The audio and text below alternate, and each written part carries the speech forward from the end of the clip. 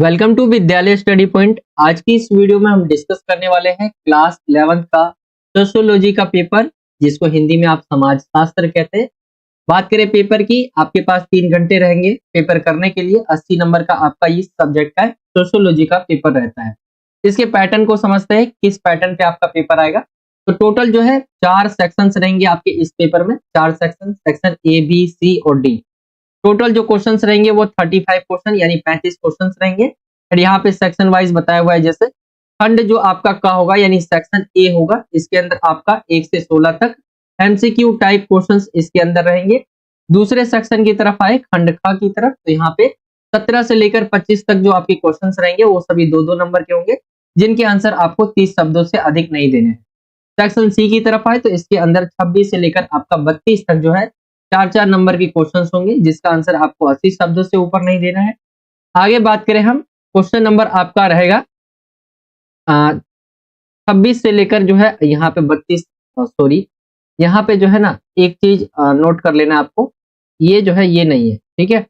इसके अंदर जो 26वां आपका क्वेश्चन रहेगा ना, वो स्रोत वाला रहेगा, तो वो अलग से नहीं बताया गया है, इसी सेक्शन में ही रहेगा वो। एंड लास्ट में जो आपका सेक्शन घ रहेगा, ये आपका 33 से लेकर 35 तक क्वेश्चन होंगे, जो कि बड़े बड़े होंगे। 6-6 नंबर के क्वेश्चन इसके अंदर पूछे जाएंगे, ठीक है। एंड इसमें ये भी बता दिया है, जो आपका 35वां क्वेश्चन होगा वो आपका यहाँ पे आपको जो है 200 शब्दों से अधिक नहीं देना है इसका आंसर, और अनुच्छेद की सहायता से प्रश्न संख्या 35 का आंसर देना है। तो ये पैटर्न रहेगा आपके पेपर का। आई होप आप समझ गए होंगे। सेक्शन का के अंदर यानी सेक्शन ए के अंदर 1 से 16 तक आपके एमसीक्यू क्वेश्चन रहेंगे। सेक्शन बी के अंदर 17 से 25 तक 2-2 नंबर के क्वेश्चन रहेंगे।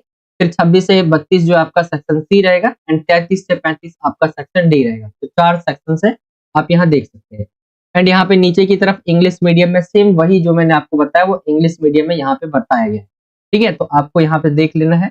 एंड आगे की तरफ आते हम, यहाँ से आपका सेक्शन का स्टार्ट हो जाता है, एंड 1 से लेके 16 तक आपके क्वेश्चन सभी 1-1 नंबर के एमसीक्यू टाइप रहेंगे। तो सबसे पहले क्वेश्चन पे आते हैं, जो कि अभिकथन और कारण वाला क्वेश्चन है।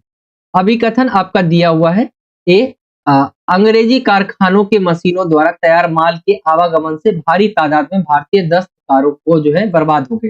यानी अंग्रेजी कारखानों के मशीनों द्वारा, यानी अंग्रेजों के द्वारा जो मशीनों का निर्माण किया गया था, आप सभी को पता होगा।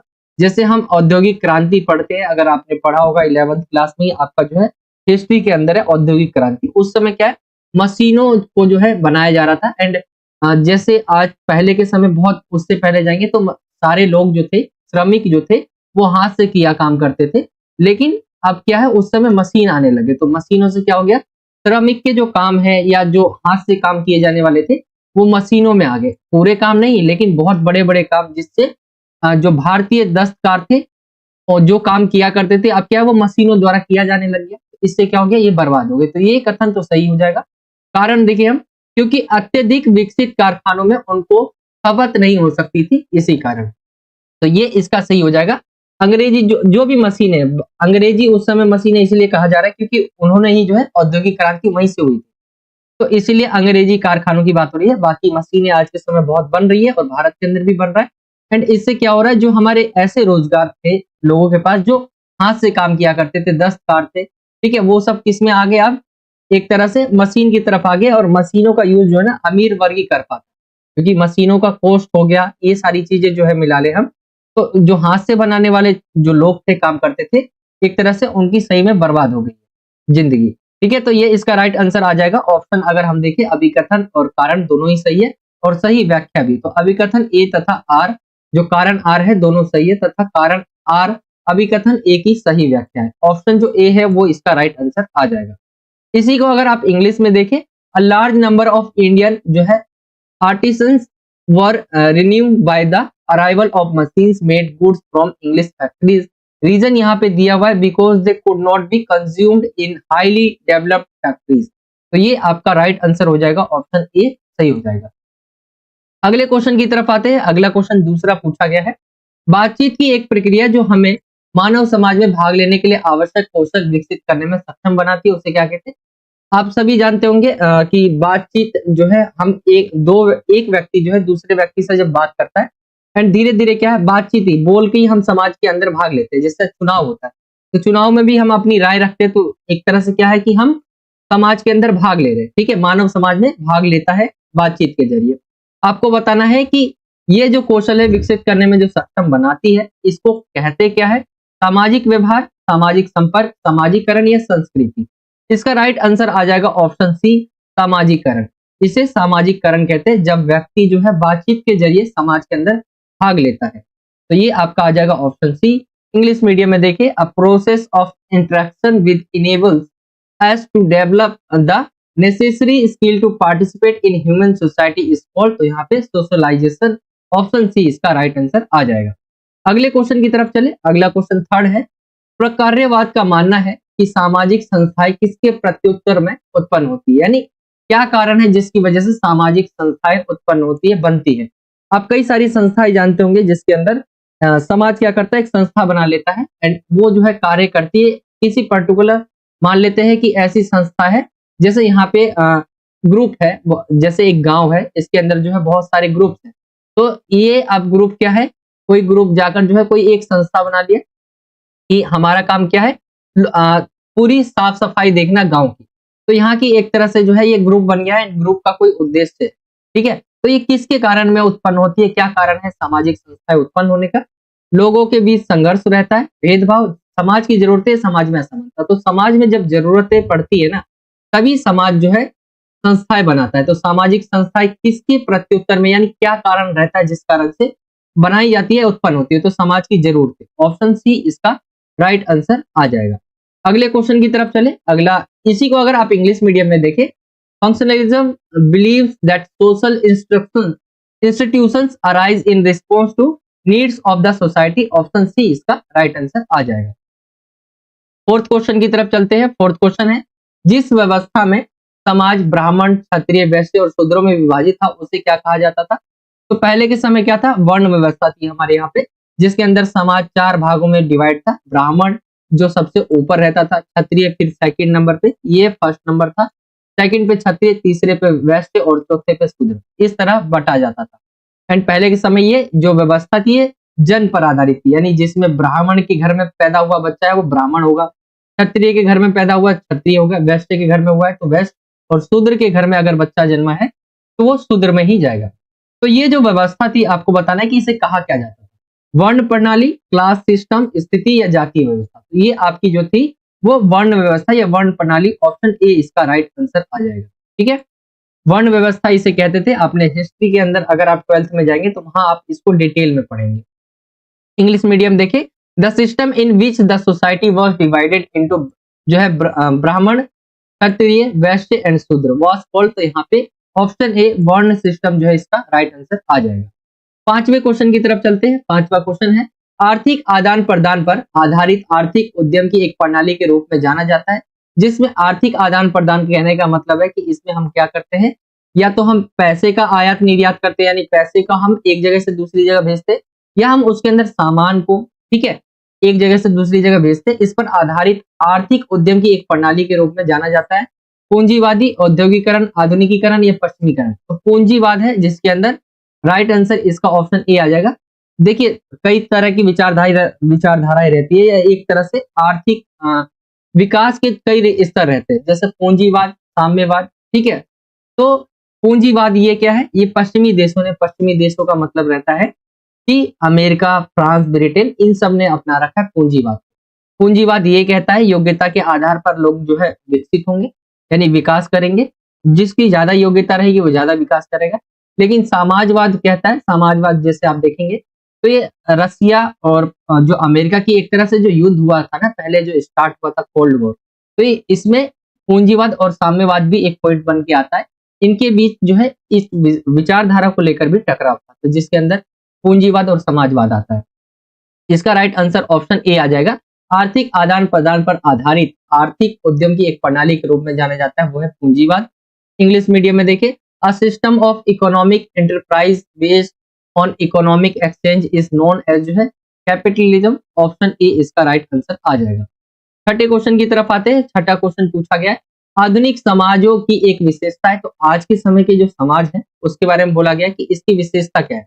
काम की विशेषज्ञता है, सदस्यों की आमने सामने बातचीत है, शहरीकरण और कारखाना उत्पादन है, या कृषि उत्पादन है। तो आज के समय अगर आप देखते हैं तो शहरीकरण और कारखाना उत्पादन, ये हमें देखने को बहुत मिलता है आज के समाज के में। तो राइट आंसर आपका ऑप्शन सी आ जाएगा। इंग्लिश मीडियम में अगर इसे ही हम देखें, अ कैरेक्टरिस्टिक्स ऑफ मॉडर्न जो है सोसाइटीज, तो यहाँ पे आपके सामने ऑप्शन दिए हुए एंड राइट आंसर आपका urbanisation and factory production, option जो सी है वो इसका राइट आंसर होगा।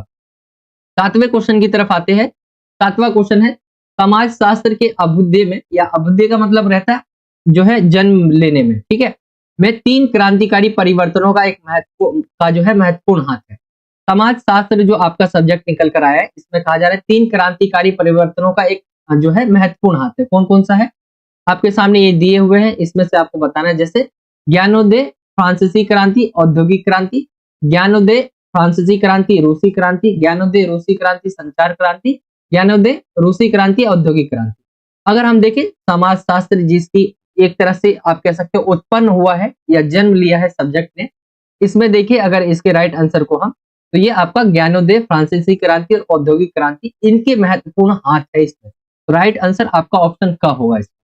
इंग्लिश मीडियम में देखिए 3 रिवोल्यूशनरी चेंजेस जो है played an important role in the जो है एमर्ज ऑफ सोसाइटी। तो यहाँ पे अगर हम देखें राइट आंसर आपका ऑप्शन ए आ जाएगा। अगले क्वेश्चन की तरफ चलते हैं। अगला क्वेश्चन आपका अभिकथन और कारण वाला है। तो अभिकथन आपका दिया हुआ है, आधुनिक उद्योगों की नींव औद्योगिक क्रांति द्वारा जो है रखी गई। ये बात सही है, औद्योगिक क्रांति से ही जो है एक तरह से जो है उद्योग जो है इतने बढ़ने लग गए थे। आपने पढ़ा होगा औद्योगिक क्रांति के बारे में। इसके अगर कारण अगर हम देखें तो इसके 2 प्रमुख जो है पहलू थे। पहला, विज्ञान तथा तकनीकी का औद्योगिक उत्पादन में व्यवस्थित प्रयोग, और दूसरा देखिए तो औद्योगिक क्रांति ने श्रम तथा बाजार को नए ढंग से वे बड़े पैमाने पर संगठित करने के तरीकों को विकसित किया। तो ये दोनों ही सही हमें दिख रहे हैं। एंड अगर हम देखें इसके राइट आंसर को, तो ये कथन और कारण दोनों सही है और सही व्याख्या भी है। तो ऑप्शन आपका ए निकलकर यानी का ऑप्शन ठीक हो जाएगा इसका। इसी को अगर आप इंग्लिश मीडियम में देखें, आपका दिया हुआ है the foundation of modern industries was laid by the industrial revolution. यहाँ पे दिया हुआ reason, it had 2 major aspect. First जो है systematic use of science and technology in industrial production, and second है industrial revolution developed ways to organizing labor and market in a new way and on a large scale। यहाँ पे right answer मैंने आपको जैसा ही बताया, option जो आपका A, both A and R true and R is the correct explanation of A. Option A इसका ठीक हो जाएगा। क्वेश्चन नंबर 9 की तरफ आते हैं। क्वेश्चन नंबर 9 है, विश्वविद्यालयों में समाजशास्त्र की औपचारिक शिक्षा में विश्वविद्यालय में प्रारंभ हुई। आपको बताना है जो है किसके अंदर, यहाँ पे 2 है, ठीक है। यहाँ पे आपका एक तो ये फिल इन द ब्लैंक्स है एंड यहाँ पे एक और है, मई के बाद भी यहाँ पे एक और आएगा। एंड यहाँ पे देखिए विश्वविद्यालयों में समाजशास्त्र की औपचारिक शिक्षा कब हुई थी, वो आपके 1919 के अंदर हुई थी। एंड कहाँ पर हुई थी, बंबई विश्वविद्यालय में ये शुरू हुआ था। तो राइट आंसर आपका ऑप्शन का निकलकर इसका राइट आंसर आ जाएगा। आगे की तरफ आए हम, इसी को इंग्लिश मीडियम में देखें, formal education of sociology in universities started in, यहाँ पे 1919 में बम्बई जो यूनिवर्सिटी, ऑप्शन ए इसका राइट आंसर आ जाएगा। 10वें क्वेश्चन की तरफ आते हैं। 10वां क्वेश्चन है, अभिकथन और कारण वाला दिया हुआ है। अभिकथन है, जाति एक बंद समूह है, ठीक है, एंड ये सही हो जाएगा। जाति एक समूह तो है लेकिन बंद समूह है, एक जाति के अंदर ही रहता है वो। एंड कारण अगर हम देखें, जाति का निर्धारण जन्म से होता है, तो ये भी बात सही हो जाएगा। जाति का निर्धारण भी जन्म से ही होता है। आज अगर आप देखते हैं, अगर हम धर्म को ले, जाति को ना ले, धर्म को ले, तो जिस घर में जैसे हिंदू है तो हिंदू ही जन्म लेता है जब बच्चा, तो वो हिंदू ही होता है। मुस्लिम हो तो मुस्लिम ही होता है, ठीक है। मैं यहाँ पे हिंदू कह रहा हूँ तो कहने का मतलब है सनातन, एंड मुस्लिम कह रहा हूँ तो उसका कहने का मतलब है इस्लाम, ठीक है। ऐसी क्रिश्चियन रहता है तो क्रिश्चियन के घर में जब बच्चा जन्म होता है तो वो क्रिश्चियन ही होता है, ये धर्म हो गया। ऐसी जाति में भी यही होता है, जो भी जाति है व्यक्ति की, ठीक है, अगर उसके घर में बच्चा जन्म लिया है तो उसकी जाति भी वही रहती है। तो जाति तो एक बंद समूह है ही, जाति का निर्धारण क्या है, जन्म से ही होता है। अगर हम इसके आंसर्स को देखें तो दोनों ए और आर सत्य है और आर एक ही सही व्याख्या करता है। ऑप्शन का इसका राइट आंसर आ जाएगा। इंग्लिश मीडियम में देखें, यहाँ पे दिया हुआ है caste is a closed group, ठीक है, सही हो जाएगा। कास्ट इज जो है डिटरमाइंड बाय बर्थ, यहाँ पे भी सही हो जाएगा। Option A, both A and R true and R is the correct explanation of A. Option A इसका सही होगा। आगे हम आते हैं क्वेश्चन नंबर 11वें की तरफ। क्वेश्चन नंबर 11वां है, समाज शास्त्र को कभी कभी जो है समान भी कहा जाता है।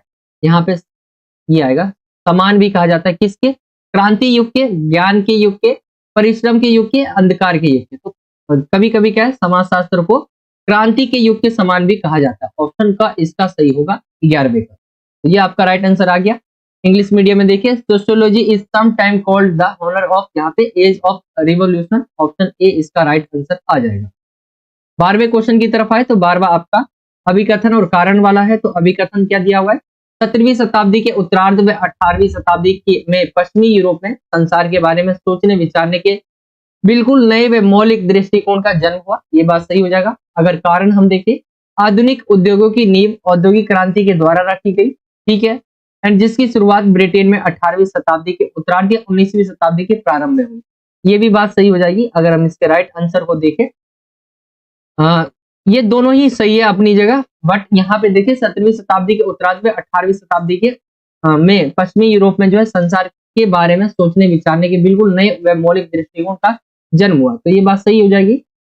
आधुनिक उद्योगों की नींव जो है औद्योगिक क्रांति के द्वारा रखी गई, ये भी बात सही हो जाएगी, जिसकी शुरुआत ब्रिटेन में हुई थी। ये भी सही हो जाएगा। 18वीं शताब्दी के उत्तरार्ध या 19वीं शताब्दी के प्रारंभ में हुई थी। ये भी बात सही हो जाएगा। लेकिन यहाँ पे अगर जन्म लेने की बात हो रही है तो इसका रीजन हमें सही मिल नहीं रहा है। अगर हम इसके आंसर्स को देखें, ए और आर दोनों ही सही है, बट इसकी एक्सप्लेनेशन हमें सही नहीं मिल रही है। ऑप्शन ख इसका राइट आंसर आ जाएगा। अगले क्वेश्चन की तरफ आए, अगर आप इसी को इंग्लिश मीडियम में देखें, in the latter half of the 17th century and 18th century a completely new and original approach to thinking about the world was born in Western Europe. Reason दिया हुआ है, the foundation of modern industries was led by the Industrial Revolution which began in Britain in the late 18th and early 19th century. तो यहाँ पे अगर हम देखिए both A and R correct, ठीक है, R correct, but R does not correctly explanation of A, इसका right answer आपका ऑप्शन बी आ जाएगा। एंड आगे अगले क्वेश्चन की तरफ बढ़े हम। अगला क्वेश्चन है आपका 13वां, विश्वविद्यालय में समाजशास्त्र की औपचारिक शिक्षा 1900 ईस्वी में विश्वविद्यालय से प्रारंभ हुई। तो हमने अभी पढ़ा था 1919 के अंदर बंबई जो विश्वविद्यालय है उसके अंदर हुआ था। तो ऑप्शन का इसका सही हो जाएगा। इसी को इंग्लिश मीडियम में देखिए, formal education of sociology in the university started in 1980। यहाँ पे जो है बॉम्बे, ऑप्शन ए इसका सही हो जाएगा। अगले क्वेश्चन की तरफ आए, 14वां क्वेश्चन आपका अभिकथन और कारण वाला दिया हुआ है। अभिकथन दिया हुआ है, कानूनविद शरद चंद्र राय एक मानव विज्ञानी है। तो ये सही हो जाएगा। कानूनविद जो है, या कानूनविद मतलब कानून जानने वाला होता है। शरद चंद्र राय एक मानव विज्ञानी है। शरद चंद्र राय ने दिल्ली के रिपन कॉलेज से कानूनी डिग्री ली। तो ये गलत हो जाएगा। अगर हम इसके राइट आंसर को अगर हम देखें, ये आपका आंसर जो निकल कर आ जाएगा, ये सही है लेकिन आर गलत है। ऑप्शन जो ग है वो इसका राइट आंसर निकल कर आ जाएगा। इसी को इंग्लिश मीडियम में देखें, यहाँ पे दिया हुआ है, जूरिस्ट जो है शरद चंद्र रॉय इज एन जो है एथ्रोपोलॉजिस्ट, ठीक है। यहाँ पे अगर हम देखें ये हो जाएगा, and Sharad Chandra Roy took law degree from जो है रिपन कॉलेज दिल्ली। यहाँ पे ये गलत हो जाएगा। तो अगर हम इसके राइट आंसर की बात करें तो ऑप्शन आपका सी निकल कर राइट आंसर आ जाएगा। A is correct but R is wrong, option C इसका सही हो जाएगा। अगले क्वेश्चन की तरफ आते हैं। अगला क्वेश्चन 15वां है, चिपको आंदोलन किस राज्य में हुआ था? पंजाब के अंदर, उत्तराखंड, हरियाणा और गुजरात। चिपको आंदोलन के बारे में आप सभी जानते होंगे, जिसके अंदर एक तरह से ये पर्यावरण आंदोलन था, जिसमें पेड़ों को बचाने के लिए जो महिलाएं होती है, ठीक है, वो पेड़ से जाकर चिपक गई थी एंड पेड़ों को बचा रही थी एक तरह से। तो ये जो हुआ था ये उत्तराखंड में हुआ था। ऑप्शन का इसका राइट आंसर आएगा। इंग्लिश मीडियम में देखें, Chipko movement took place in which state. तो यहाँ पे ऑप्शन बी उत्तराखंड इसका राइट आंसर आ जाएगा। अगले क्वेश्चन पे आते हैं, 16वां क्वेश्चन, हितों में टकराव को कहते हैं। जब हितों में टकराव होता है तो क्या कहते हैं? एकता हो ही नहीं सकता, संघर्ष, सहयोग, इनमें से कोई नहीं। तो संघर्ष होता है ऑप्शन का। जब हितों में टकराव होने लग जाता है तो वो संघर्ष हो जाता है। एंड इंग्लिश मीडियम में देखिए, conflict of interest is called. तो यहाँ पे कॉन्फ्लिक्ट, ऑप्शन बी इसका राइट आंसर आ जाएगा। तो ये इसका जो है सेक्शन ए कंप्लीट हो जाएगा सोशियोलॉजी का, जिसके अंदर 16 आपके सेक्शन ए के अंदर एमसीक्यू टाइप क्वेश्चन आपसे पूछे जाएंगे। आई होप कि आप यहाँ तक समझ गए होंगे। एंड ये आपका सेक्शन ए कंप्लीट हो गया। अब हम चलते हैं सेक्शन बी की तरफ। आगे के जो क्वेश्चंस बच गए उन्हें करते हैं। सेक्शन बी, यहाँ पे सभी 2-2 नंबर वाले क्वेश्चंस होंगे। 17वां क्वेश्चन है, सांस्कृतिक परिवर्तन क्या है तथा ये कब होता है? सांस्कृतिक परिवर्तन वही परिवर्तन होता है, जैसे आप देखेंगे आज के समय तो हमारी जो संस्कृति है उसके अंदर हमें परिवर्तन देखने को मिलता है। जैसे वेस्टर्न जो भी कल्चर है हम अपनाते जा रहे हैं, जिसके अंदर हमारा जीन्स पहनना आ जाता है, खान पान आ जाता है, जैसे खान पान के अंदर बर्गर, पिज्जा, मोमोज, ठीक है, चाउमीन, ये सब आ जाता है। तो ये हमारे सांस्कृतिक परिवर्तन है। ये कब होता है? तो ये कभी भी हो सकता है। देखिए, अगर हम एक बार इसकी एक्सप्लेनेशन देख लेते हैं। यह वह तरीका है जिसके द्वारा समाज अपनी संस्कृति के प्रतिमानों को बदलता है। सामाजिक परिवर्तन आंतरिक या बाहरी दो तरह से हो सकता है। ये कब होता है? दो तरह से यहाँ पे बताया गया हो सकता है। आंतरिक कृषि या खेती करने की नई पद्धतियां, बाहरी हस्तक्षेप, जीत या उपनिवेश के कारण जो है हो सकता है। तो हाँ, दो तरीके हैं इसके। एक तो आंतरिक या खुद से भी हो सकता है, एंड बाहरी तरीका ये भी है। जैसे आंतरिक में इन्होंने बताया कि हम क्या है, पहले कृषि की जो हमारी तरीके हुआ करते थे या पद्धतियां हुआ करती थी, हम उसके अंदर बदलाव लाते जाते, तो ये तो आंतरिक में आ सकता है। बाहरी देखते तो किसी देश का दूसरे देश पर जब आक्रमण होता है या उसको जीत लेना होता है या उसके किसी भी कार्य में बाधा डालना, उसके अंदर तब परिवर्तन हो सकता है। तो ये दो रीजन है, आप डाल सकते हैं। इंग्लिश मीडियम में देखिए, what is cultural change and when does it happen? तो it is the way by which a society changes the pattern of its culture. Social changes can be internal or external, जैसे indoor farming और new method of farming आ जाएगा। External जो है inversion can be in the form of जो है conquest और जो है कोलोनाइजेशन, ठीक है, ये आप लिख सकते हैं यहाँ पे। तो ये इसका 17वें का आंसर होगा। पहला क्वेश्चन था, इसके अंदर जो है और दिया हुआ है, और आपको देखने को मिलेगा भूमिका स्त्रीकरण स्पष्ट करना है। भूमिका स्त्रीकरण का मतलब क्या है? स्त्रीकरण का मतलब होता है कि किसी को बांटना, ठीक है, बांटना स्त्रीकरण होता है। तो यहाँ पे भूमिका स्त्रीकरण यानी भूमिका बांटना। अब देखेंगे हमारे समाज के अंदर भूमिका बटी हुई है। जैसे अब महिलाओं और पुरुषों की बात करें तो यहाँ पे उनके काम बटे हुए, हमने बांटे नहीं है, लेकिन हमारे शुरू से सोच आई है या जो भी शुरू से रहा हो हमारा, उसके कारण बटी हुई। जैसे पुरुष क्या है, घर से बाहर जाकर कमाएगा, और महिला क्या है, घर चलाएंगी। तो ये हमारी जो रूढ़िवादी जो परंपरा रही है या रूढ़िवादी सोच रही है, इसके बारे में बताया गया भूमिका स्तरीकरण, जिसके अंदर हम जो समाज है कुछ सदस्यों के लिए कुछ विशिष्ट भूमिका को सुदृढ़ करने की प्रक्रिया है, जिसके अंदर अक्सर अगर हम देखें तो पुरुष कमाने वाले और महिलाओं को घर चलाने वाले रूढ़िबद्ध भूमिकाओं को निभाते हैं।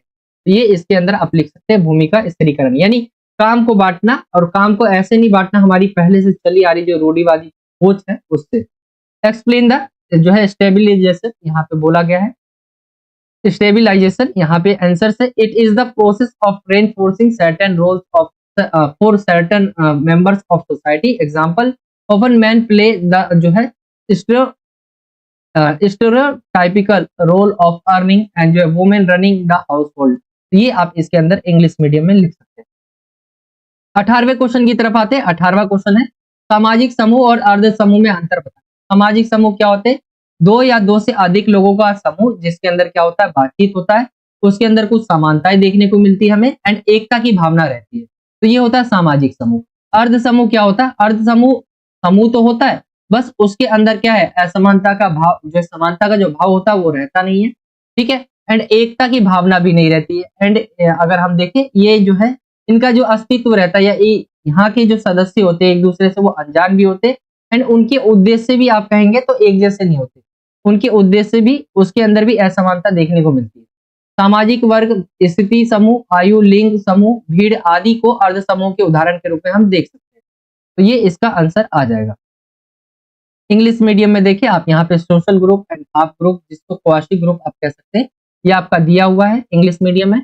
मैं आपको सिर्फ हिंदी मीडियम में पढ़ के बता दे रहा हूँ, इंग्लिश मीडियम में आप यहाँ पे पढ़ सकते हैं, ठीक है। तो ये हो जाएगा।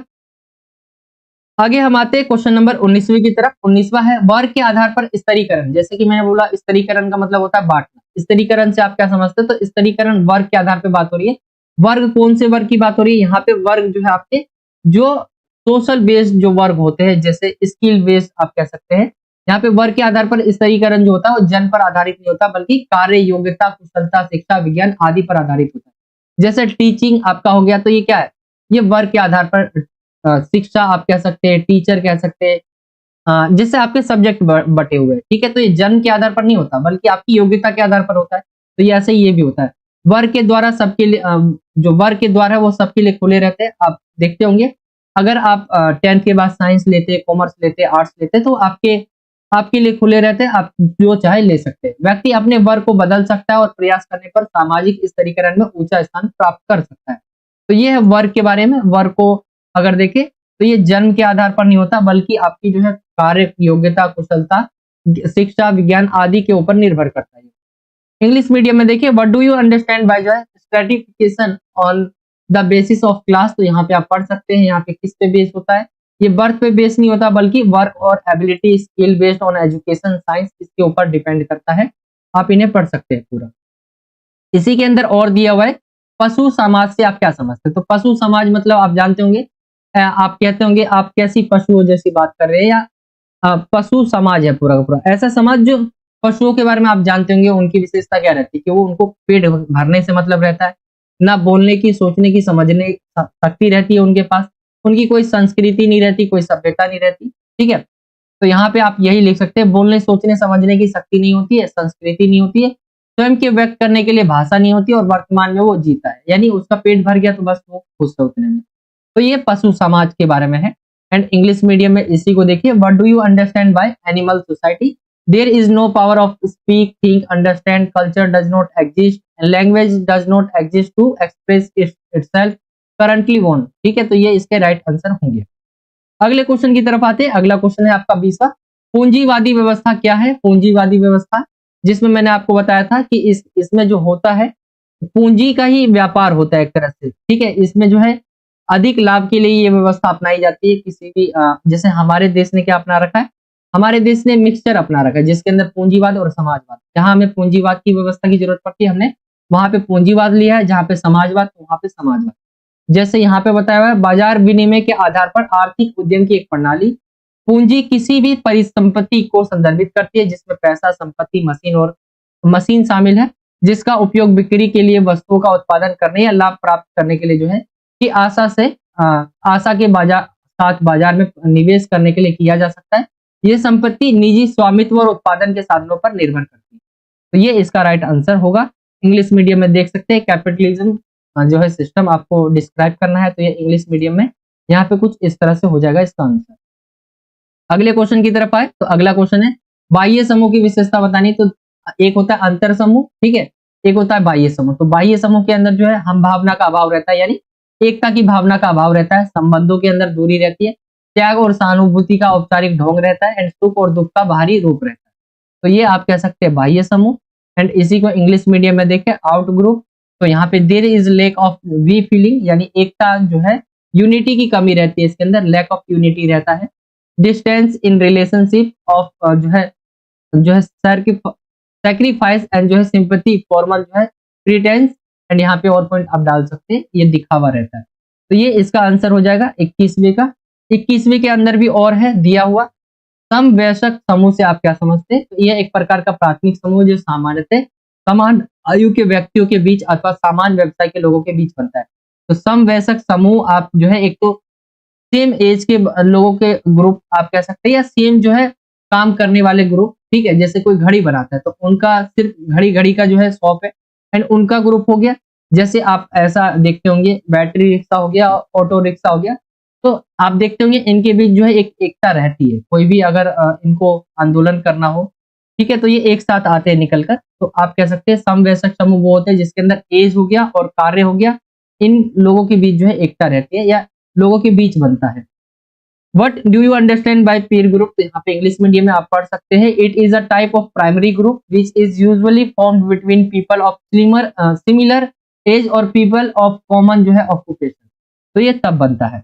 22वें क्वेश्चन की तरफ आएंगे, अर्जित परिस्थिति क्या होती है। परिस्थिति क्या होती है आपको बताना है। तो ऐसी चीजें जिसको हम योग्यता के आधार पर या व्यक्तिगत गुणों के आधार पर प्राप्त करते हैं, जैसे हम कोई शिक्षा हो गया, प्रशिक्षण हो गया, धन दौलत, व्यवसाय तथा राजनीतिक सत्ता। तो ये क्या होता है, वह अर्जित परिस्थिति जो है परिस्थितियां होती है। अर्जित परिस्थिति के आधार पर निम्नलिखित, जैसे आधार जो है निम्नलिखित है यहाँ पे बताया, जिसकी मैंने आपको पहले बता दिया। इंग्लिश मीडियम में देखिए, व्हाट इज अर्न स्टेटस। तो यहाँ पे इंग्लिश मीडियम में आप इन्हें पढ़ सकते हैं। अर्न स्टेटस क्या है, जो हम कमाते हैं। कमाने का मतलब पैसा ही नहीं होता, जैसे एजुकेशन, ट्रेनिंग, वेल्थ, ठीक है, बिजनेस एंड पॉलिटिकल पावर, यहाँ पे आप डाल सकते हैं। अगले क्वेश्चन की तरफ आए तो अगला क्वेश्चन जो है आपका 23वां पूछा गया, अंतर्विवाह और बहिर्विवाह में अंतर बताना आपको। अंतर्विवाह वह विवाह होता है जिसमें जो है एक ही जैसे जाति रहता है तो उसी जाति के अंदर विवाह करना, एक ही संस्कृति रहती है उसी में विवाह करना अंतर्विवाह होता है। बहिर्विवाह जब हम अपने बिल्कुल गोत्र, जाति और नस्ल से जो है बाहर की तरफ विवाह करते हैं तब आ जाएगा। जैसे एग्जाम्पल के लिए मान लेते हैं आप एक इंडियन है एंड जाके आपने किसी अमेरिकन इंडियन नहीं अब वहां की लड़की अमेरिकन लड़की से शादी करी तो वहां पे आपका गोत्र, जाति और नस्ल पूरा ही चेंज हो जाएगा। तो ये आप कह सकते हैं। इसी को इंग्लिश मीडियम में देखें आप, डिफरेंट बिटवीन जो है एंडोजमी एंड जो है एक्सोनोमी यहाँ पे आप पढ़ सकते हैं। इंटरमेरिज और एक्सोगमी यहाँ पे आप पढ़ सकते हैं इंग्लिश मीडियम में। आगे हम आते हैं क्वेश्चन नंबर 24 की तरफ। विचारधारा से आप क्या समझते हैं? तो विचारधारा एक क्या होती है? सोच होती है। जैसे किसी भी चीज को लेकर आपकी क्या राय रहती है, जैसे कोई कानून बन रहा हो या जो है बच्चों के लिए जो मोबाइल, जैसे एजुकेशन आजकल ऑनलाइन चल रहा है, ठीक है, बहुत ज्यादा ऑनलाइन चल रहा है एंड ये विचारधारा रहेगी आपकी कि अब वो सही है कि नहीं है। तो जो आप सोच देते हो ना अपनी, उसे ही विचारधारा कहते हैं। तो साझा विचार या मान्यताएं जो प्रमुख समूहों के हितों को न्याय संगत साबित करने के लिए काम करते हैं। विचारधारा उन सभी समाजों में पाई जाती है जिनमें समूहों के बीच व्यवस्थित और अंतर्निहित असमानताएं होती है। जहां असमानता होगी वहां विचारधाराएं अलग अलग पाई जाएगी। विचारधारा की एक अवधारणा शक्ति के साथ निकटता से जुड़ती है क्योंकि वैचारिक प्रणाली समूह की भिन्न शक्ति को वैध बनाने के लिए काम करती है। तो ये आप पढ़ सकते हैं विचारधारा के बारे में। इंग्लिश मीडियम में देखेंगे do you understand, what do you understand bye जो है आइडियोलॉजी, यहाँ पे इंग्लिश मीडियम में दिया हुआ है, आप इसे पढ़ सकते हैं। एंड अगले क्वेश्चन की तरफ बढ़े तो अगला क्वेश्चन पूछा गया जन माध्यम से आप क्या समझते हैं? तो जन माध्यम वही है जिसमें जन माध्यम हमारे दैनिक जीवन का एक अनिवार्य हिस्सा बन चुके हैं। इलेक्ट्रॉनिक माध्यम और मुद्रण माध्यम भी उनका महत्व भी जो है लगातार बढ़ते जा रहा है। इन जन माध्यम के द्वारा सूचना ज्यादा लोकतांत्रिक ढंग से जो है पहुंचाई जा सकती है। तो ये जन माध्यम यानी जनता के जो है जनता की जो बातों को जो है सरकारों तक या विश्व में कहीं भी पहुंचाना, जिस तरीके से हम पहुंचा रहे, जैसे वो इलेक्ट्रॉनिक माध्यम हो सकता है, जैसे कि फोन हो गया आपका, इंटरनेट हो गया, ठीक है, इनसे, या मुद्रण माध्यम आप प्रिंट करके किसी भी चीज को आप बातों को अपनी पहुंचा रहे वो भी हो सकता है। तो ये इसका राइट आंसर आ जाएगा। एंड इंग्लिश मीडियम में मास मीडिया के बारे में आपको बताना था इंपॉर्टेंस, तो आप इन्हें पढ़ सकते हैं, इंग्लिश मीडियम में दिया हुआ है। तो ये आपका कंप्लीट हो जाएगा पूरा का पूरा जो सेक्शन आपका बी। इसके अंदर 2-2 नंबर के क्वेश्चन थे, आई होप कि आप समझ गए होंगे। सेक्शन सी की तरफ आते हैं, यहाँ से आपका सेक्शन सी स्टार्ट हो जाता है एंड क्वेश्चन नंबर 26वां जो है आपका 26 से स्टार्ट हो जाता है आपका सेक्शन सी। इसके अंदर हर एक क्वेश्चन आपके 4-4 नंबर के रहेंगे। जैसे क्वेश्चन नंबर आपका 26वां जो दिया हुआ है ये अनुच्छेद है, इसको आपको पढ़ना है एंड इससे रिलेटेड आपसे क्वेश्चंस पूछे जाएंगे। देखिए पेपर में 2 तरह से पूछे जा सकते हैं, या तो आपके एमसीक्यू टाइप से 4 नंबर के आ जाएंगे, या तो 2 क्वेश्चंस आपके दे दिए जाएंगे। इन 2 क्वेश्चंस को आपको बिना एमसीक्यू वाला जो आंसर देना होता है आपको, तो वैसे देना होता है, ठीक है। तो मैं आपको दोनों तरीके ही करवाऊंगा। इसके अंदर मैंने एमसीक्यू टाइप वाला तरीका लिया है। 26वां क्वेश्चन आप देखेंगे तो अनुच्छेद है एंड इससे रिलेटेड जैसे क्वेश्चन पूछा गया है, समाज शास्त्र समाज में को समझने का प्रयास करता है, किसको? असंगठित व्यवहार को, संगठित व्यवहार को, व्यवहार या परेशानी को। तो आपको जाना है इस आर्टिकल के अंदर जो आपका अनुच्छेद दिया हुआ है इसमें, एंड इसके अंदर देखेंगे लिखा ही हुआ है समाज शास्त्र समाज में संगठित व्यवहार को समझने का प्रयास करता है। राइट आंसर आपका संगठित व्यवहार आ गया, इसका राइट आंसर। अगर हम देखिए ऑप्शन जो पहला है, इसका पहला क्वेश्चन है, इसका राइट आंसर आपका ऑप्शन ख आ जाएगा। तो ये आपका ठीक हो जाएगा। आगे की तरफ चले, दूसरा क्वेश्चन पूछा गया है, यहाँ पे दिया हुआ है आपका फिल इन द ब्लैंक्स। इसमें बोला गया है ने आत्महत्या के अपने प्रख्यात अध्ययन में समाज शास्त्र को स्पष्ट पद्धति एवं विशिष्ट क्षेत्र में स्थापित करने की चेष्टा की। ये कौन थे? Max Weber, Srinivas, Karl Marx या दुखाइन। ये आपके ऑप्शंस दिए हुए हैं। एंड अगर हम आर्टिकल के अंदर जो आपका अनुच्छेद दिया हुआ है इसके अंदर चले, एंड इसी के अंदर आप देखेंगे ये है आपका दुखाइन, जिन्होंने आत्महत्या के अपने प्रख्यात अध्ययन में समाज शास्त्र को स्पष्ट पद्धति एवं विशिष्ट क्षेत्र में स्थापित करने की चेष्टा की। तो यहाँ पे कौन है वो? दुखाइन। अगर हम इसके ऑप्शंस की बात करें तो यहाँ पे आपका ऑप्शन जो डी दिया हुआ है, ऑप्शन घ, ये इसका राइट आंसर होगा। इंग्लिश मीडियम में भी करवाया जाएगा, पहले हम हिंदी मीडियम में कंप्लीट कर लेते हैं, फिर उसके बाद इंग्लिश मीडियम में भी करेंगे हम। क्वेश्चन नंबर 3 की तरफ आते हैं। परिवार एक कैसी संस्था है? राजनीतिक संस्था है, आर्थिक है, सामाजिक है या मानसिक है? तो ये सभी को पता होना चाहिए। परिवार एक सामाजिक संस्था है। तो ऑप्शन आपका इसका ग आ जाएगा। बाकी आपको इसके अंदर हिंट मिल जाएगा सामाजिक संस्था के बारे में। पूरा आंसर यहाँ पे शायद ना दिया हो, ठीक है, यहाँ पे आप पढ़ सकते हैं, इसके अंदर हिंट मिल जाएगा, इसका डायरेक्ट आंसर नहीं मिलेगा। तो वैसे परिवार एक सामाजिक संस्था होती है। आगे की तरफ आएंगे, क्वेश्चन नंबर इसी का 4 पूछा गया।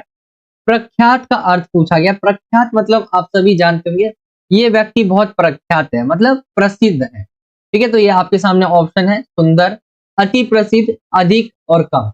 तो यहाँ पे अति प्रसिद्ध जो है ऑप्शन था, इसका राइट आंसर आ जाएगा। अति जो है प्रसिद्ध, इसका मीनिंग होगा प्रख्यात का। प्रख्यात का मतलब होता है मशहूर, आप इस तरह से ले सकते हैं, प्रसिद्ध, ठीक है। तो ये इस चीज में हो जाएगा। बाकी इसके बारे में, दुखाइम के बारे में वर्ड यूज किया गया था, प्रख्यात है ये, जो इनका आत्महत्या के अपने प्रख्यात अध्ययन में इन्होंने समाजशास्त्र को स्पष्ट पद्धतीय विषय क्षेत्र के रूप में जो है स्थापित करने की चेष्टा की थी। तो ये बहुत ज्यादा फेमस है, यानी अति प्रसिद्ध है।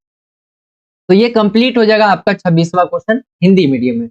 इंग्लिश मीडियम में देख सकते हैं क्वेश्चन नंबर 26 ही आपका, read the following paragraph and answer the question as directed. तो यहाँ पे आपके दिए हुए पैराग्राफ एंड इससे रिलेटेड आपके क्वेश्चंस नीचे है, जैसे sociology attempts to understand in society. यहाँ पे आपके ऑप्शन दिए हुए एंड इसके आंसर्स क्या हो जाएंगे, ऑर्गेनाइज्ड बिहेवियर, ठीक है। ऑप्शन जो बी है वो इसका राइट आंसर आ जाएगा। एंड आपको इसके अंदर भी जाना है, इसके अंदर आप देखेंगे तो इसी के पहले लाइन में आपको आंसर मिल जाएगा। दूसरे क्वेश्चन की तरफ आएंगे, यहाँ पे दिया है sought to establish a clear scope and जो है method for sociology in his well known study of society. यहाँ पे देखिए, तो ये दुखाइम, इसके राइट आंसर ऑप्शन डी हो जाएंगे। थर्ड क्वेश्चन की तरफ आए तो थर्ड क्वेश्चन पूछा गया, द फैमिली इज अ कैसा इंस्टीट्यूशन है ये, तो सोशल, ऑप्शन सी इसका राइट आंसर हो जाएगा। एंड फोर्थ क्वेश्चन पूछा गया, वेल नोन मीन्स क्या है, beautiful, very famous, more less. तो यहाँ पे वेरी फेमस जो है ऑप्शन बी इसका राइट आंसर होगा। तो ये आपका जो है क्वेश्चन नंबर 26 कंप्लीट हो गया है। आई होप कि पहला क्वेश्चन आप समझ गए होंगे। देखिए, एक तो एमसीक्यू टाइप भी आ सकता है, दो तरह से पूछे जा सकते हैं। एंड देखिए एग्जाम में क्या होता है, जो वाकई में पैटर्न दिया रहता है, डीओई आपका सैंपल पेपर देता है एंड सीबीएसई देता है, बट 11th का नहीं, वो 12th का देता है। तो हम 12th और डीओई दोनों के देख कर जो है आपका सैंपल पेपर रेडी करते हैं। कभी कभी क्या होता है एग्जाम में वो पैटर्न चेंज कर देता है, जैसे सैंपल पेपर अभी हमें दिया हुआ है उसका पैटर्न ही चेंज कर देगा आपके एग्जाम में। तो ये आपका क्वेश्चन नंबर 26 हो गया, 27 हो गया। दो क्वेश्चन ऐसे रहेंगे ना, या तो आपको पैराग्राफ जो जैसे मैंने आपको करवाया वैसे आ सकता है, या तो आपका पैराग्राफ दिया रहेगा एंड पैराग्राफ में से ही आपके जो है ये 4 नंबर का है, तो इसके पहला क्वेश्चन आपसे 2 नंबर का पूछते, दूसरा क्वेश्चन 2 नंबर का पूछते, ऐसे भी वो कर सकते हैं। या एक ही क्वेश्चन जो है आपका सिर्फ 4 नंबर का क्वेश्चन ही पूछ ले, ऐसा भी हो सकता है। तो मैं आपको वो सभी पैटर्न करवा के हर एक पेपर में दिखा दूंगा। आगे आने वाले पेपरों में हम अलग पैटर्न ले लेंगे। आगे हम आते हैं क्वेश्चन नंबर 27 की तरफ। ये आपका क्वेश्चन नंबर 26 और 27 में ही रहेगा, बाकी सेम पैटर्न आपका आएगा। निम्नलिखित अनुच्छेद को आपको पढ़ना है और इसके आंसर देने। तो ये भी आपका वही आर्टिकल जैसा ही है। एंड इसके अगर हम क्वेश्चंस की तरफ आए तो पूछा गया है पहला क्वेश्चन, मानव समाजों में ऐतिहासिक रूप में स्तरीकरण की कितनी मूल जो है व्यवस्थाएं मौजूद रही। स्तरीकरण मतलब आप समझ ले कि बंटवारा है, ठीक है, बांटना, यानी बांटने की जो व्यवस्था है वो कितनी है मूल, 1 है, 2 है, 3 है या 4 है। मानव समाज में बोला गया है, मानव समाज में जो बांटते हैं तो कितनी मूल व्यवस्थाएं है अगर हम देखें तो यहाँ पे इसके अंदर चले हम, मानव समाजों में ऐतिहासिक रूप में स्तरीकरण की 4 मूल व्यवस्थाएं मौजूद रही है। तो यहाँ पे हमें आंसर मिल गया 4, कौन कौन सी, दास्ता, जाति, स्टेट और वर्ग, ये आपके 4 है। वैसे इसके आंसर्स की बात करें हम, राइट आंसर आपका ऑप्शन घ आ जाएगा, इसका राइट आंसर 4 हो जाएगा। आगे की तरफ आते हैं हम अगले क्वेश्चन की तरफ। क्वेश्चन नंबर है आपका सेकंड, इसमें बोला गया है प्रथा असमानता को का जो है चरम रूप है। तो जाति प्रथा, दास प्रथा, स्टेट वर्ग या वर्ग, स्टेट या वर्ग, ये आपके ऑप्शन दिए हुए। अगर हम इसके आर्टिकल की तरफ चले तो इसमें बताया हुआ है दास प्रथा असमानता का चरम रूप। तो दास प्रथा ऑप्शन जो है अगर हम देखें जिसके अंदर दास होगा ऑप्शन ख, ये इसका राइट आंसर आ जाएगा। तो ये दास सही हो जाएगा। तीसरे क्वेश्चन की तरफ आए तो तीसरा क्वेश्चन दिया हुआ है, वह व्यक्ति जो लिए हुए ऋण को चुकाने के बदले ऋणदाता के लिए श्रम करता है या सेवाएं देता है। आप पहले के समय ऐसा बहुत देखते होंगे कि कोई कर्जा लिया है बट वो कर्जा दे नहीं पा रहे, चुका नहीं पा रहे, उसके बदले क्या करते हैं वो उनके घर में काम कर दिया करते हैं, ठीक है। पहले के समय हुआ करता था, जब जमींदारी व्यवस्था बहुत ज्यादा थी, राजा महाराजाओं का शासन हुआ करता था, तब के समय ज्यादा हुआ करता था। लोग कर्जा तो ले लिए करते थे, लेकिन जो है उसको वो चुका नहीं पाते, तो उसके बदले वो क्या है, या तो उनके घर काम किया करते थे या उन्हें सेवाएं देते थे। मजदूर हो गया, खेती मजदूर, दिहाड़ी मजदूर या बंधुआ मजदूर। तो आपने सुना होगा, इसके ऊपर कई सारे नाटक भी बन चुके हैं बंधुआ मजदूर करके, ये आपने देखे होंगे। तो ये थर्ड क्वेश्चन का आंसर बंधुआ मजदूर हो जाएगा। फोर्थ क्वेश्चन की तरफ आए तो फोर्थ क्वेश्चन है, एक संस्था के रूप में दास प्रथा को धीरे धीरे जड़ से उखाड़ा गया, साधारण, औपचारिक, विशेष या बड़ी। तो कैसी संस्था, अगर हम देखें आर्टिकल के अंदर जाकर जो आपका दिया हुआ है, एंड इसके अंदर आप पढ़ेंगे, इसी के अंदर आपको मिल जाएगा कि दास जो प्रथा है उसको उखाड़ा गया धीरे धीरे कैसे, औपचारिक संस्था के रूप में। इसका राइट आंसर आपका औपचारिक आ जाएगा। एंड हम ऑप्शंस में चले तो ऑप्शन जो ख है औपचारिक, ये इसका राइट आंसर आ जाएगा। तो ये आपका कंप्लीट हो गया क्वेश्चन नंबर 27 भी। हिंदी मीडियम में, इंग्लिश मीडियम में अगर हम इसे देखें तो कुछ इस तरह से आपका read the following paragraph and answer the question as directed. यहाँ पे क्वेश्चन नंबर 27 है आपका, एंड ये आपका जो है पैराग्राफ दिया हुआ है, इससे रिलेटेड आपसे क्वेश्चंस पूछे गए, वही है जो मैंने आपको हिंदी में डिस्कस किया। Historically how many basic system of जो है stratification have existed in human societies. तो यहाँ पे 4, इसका राइट आंसर ऑप्शन डी आ जाएगा। आगे की तरफ आए हम दूसरे क्वेश्चन की तरफ, system is an extreme form of inequality. तो ये आपके ऑप्शन दिए हुए, कास्ट, स्लेवरी, स्टेट और क्लास। ये पूछा गया system is an extreme form of inequality, तो आपका स्लेवरी जो ऑप्शन बी है वो इसका राइट आंसर आ जाएगा। ठीक है, एंड ये आपका था प्रथा असमानता का चरम रूप है, तो वो दास, स्लेवरी। आगे की तरफ आए थर्ड क्वेश्चन की तरफ, a person who does labour or renders services for the lender in return of the for the payment of a loan taken. तो यहाँ पे अगर हम देखें तो क्या है, बॉन्डेड लेबर, यहाँ पे ऑप्शन डी आ जाएगा, बंधुआ मजदूर जिसे बोलते हैं वो हो जाएगा इसका answer. And as a institution slavery has जो है ग्रेजुअली बीन जो है एरेडिकेटेड। तो यहाँ पे ये आपके ऑप्शन दिए हुए, एंड राइट आंसर आपका ऑप्शन बी फॉर्मल आ जाएगा, फॉर्मल। तो ये इसका आंसर हो जाएगा, एंड कंप्लीट हो जाएगा ये क्वेश्चन नंबर आपका 27। ठीक है, तो 4-4 नंबर के दोनों क्वेश्चन से कंप्लीट हो गया।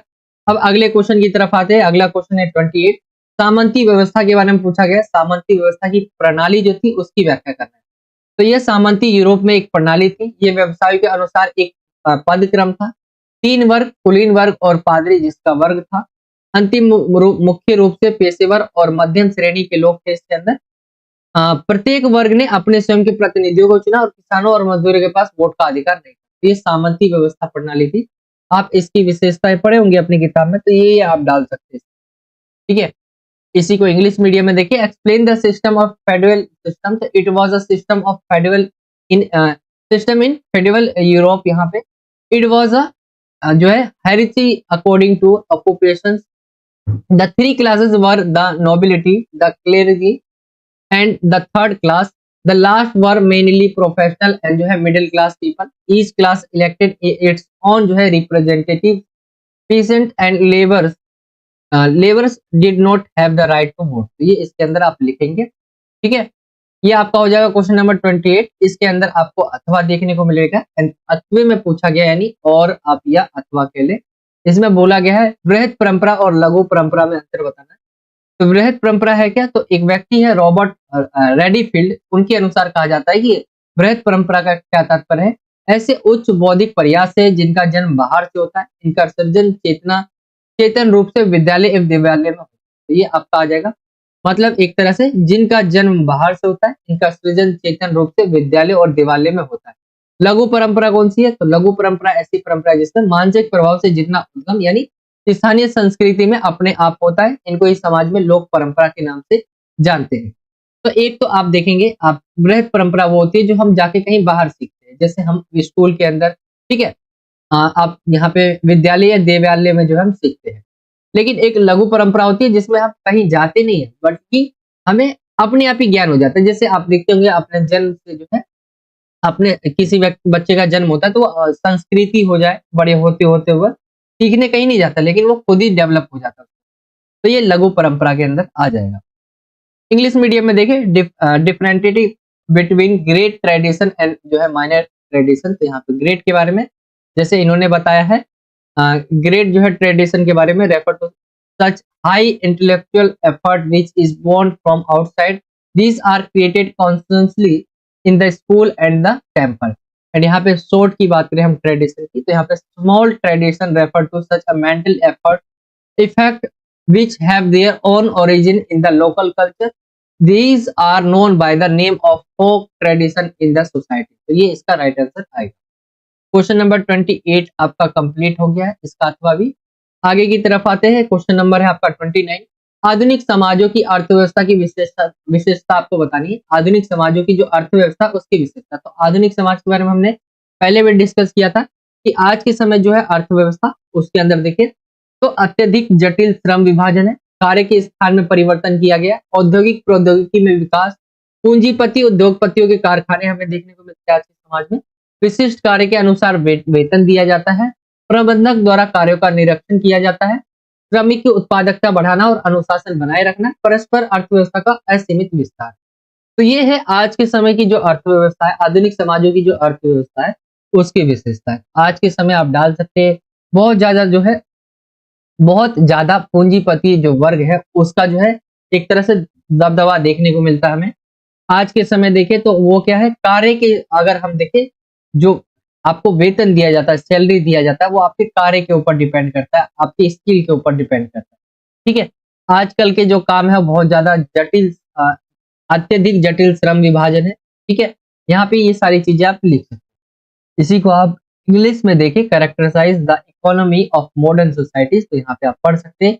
ये आपका overly complex division of labour, change of place of work, developments in industrial technology, factories of capitalist industries pay according to the specific job, supervision of workers works by manager, increase worker productivity and maintain discipline, unlimited expansion of जो है interconnected economy। तो ये आप इसके अंदर question number 29 के अंदर लिख सकते हैं।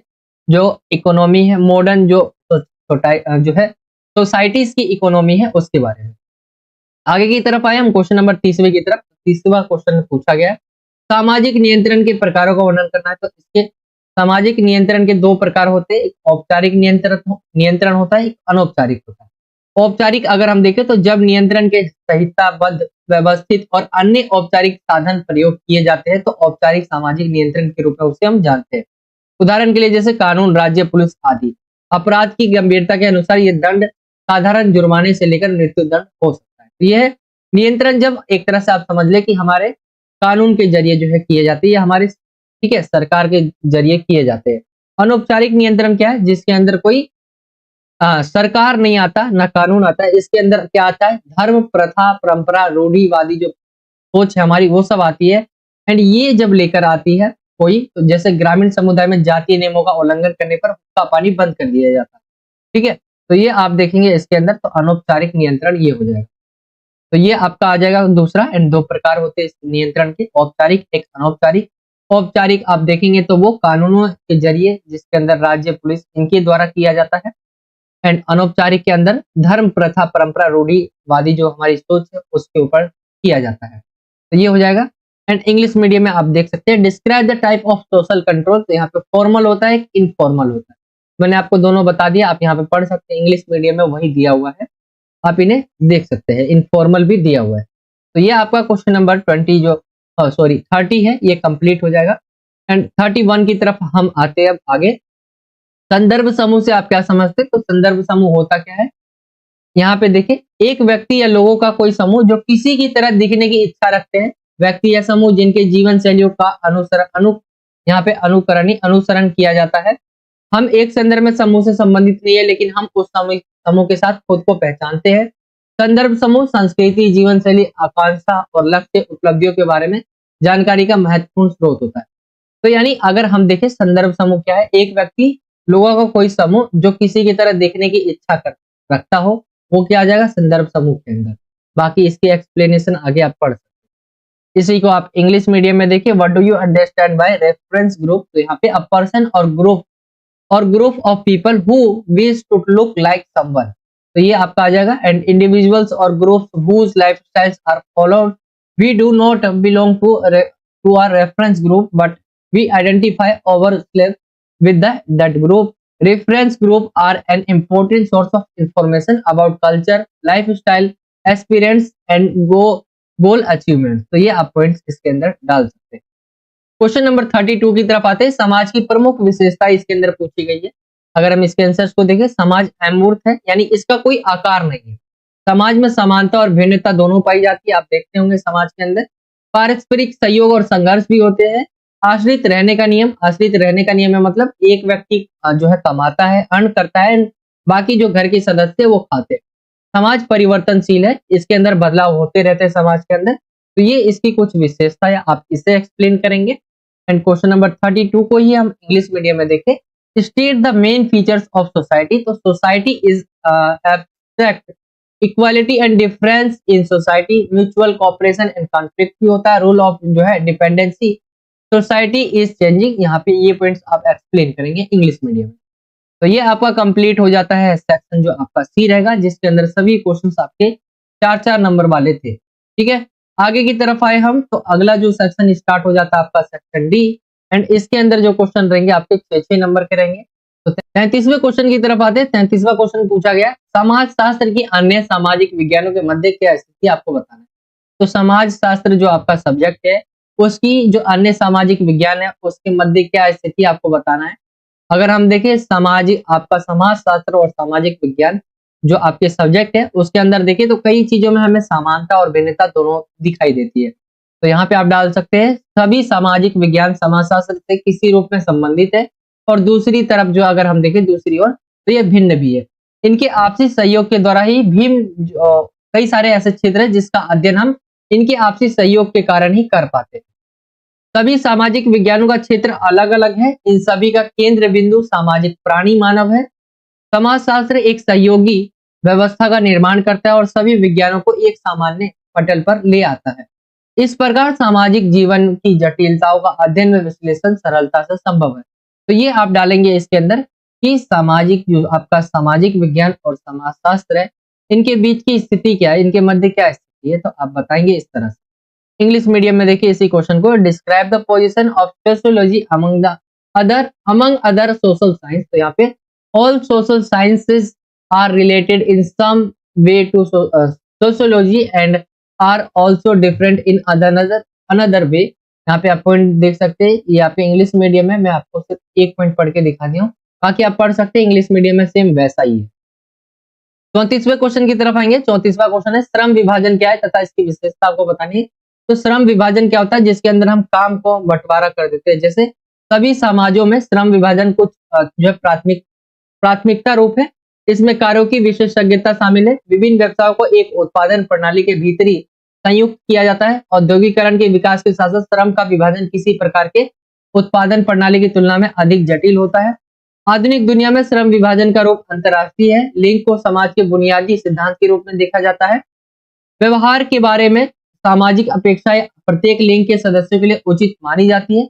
अनुभव जन्य जांच, सामाजिक अध्ययन के किसी दिए गए क्षेत्र में वास्तविक जांच की गई। तो ये आप इसके अंदर पॉइंट एक्सप्लेन करेंगे श्रम विभाजन के बारे में, एंड इसकी ये विशेषताएं थी। इंग्लिश मीडियम में देखिए, what is division of labour and state its characterise. यहाँ पे आपके इंग्लिश मीडियम में पॉइंट दिए हुए, आप इन्हें पढ़ सकते हैं। ठीक है, लास्ट क्वेश्चन आपका आएगा जो कि आपका आर्टिकल दिया हुआ है, एंड इससे रिलेटेड आपसे 2 क्वेश्चन पूछे जाएंगे।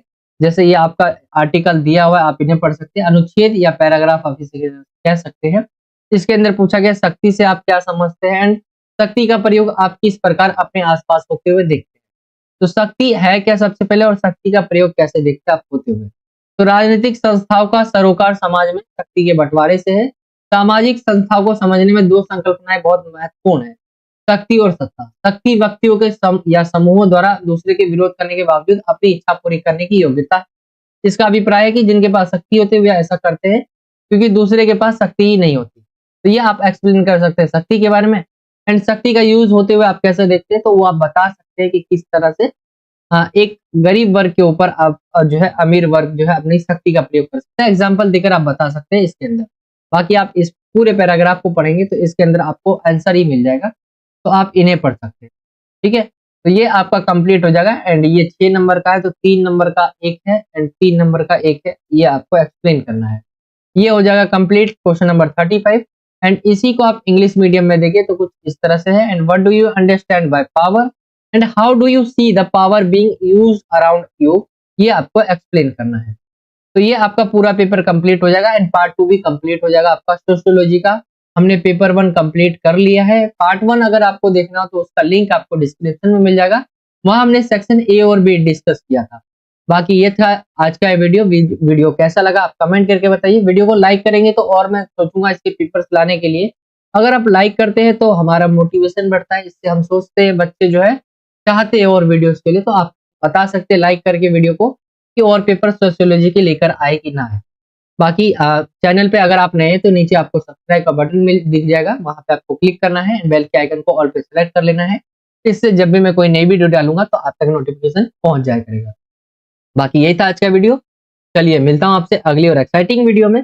जब तक के लिए जय हिंद, जय भारत, वंदे मातरम।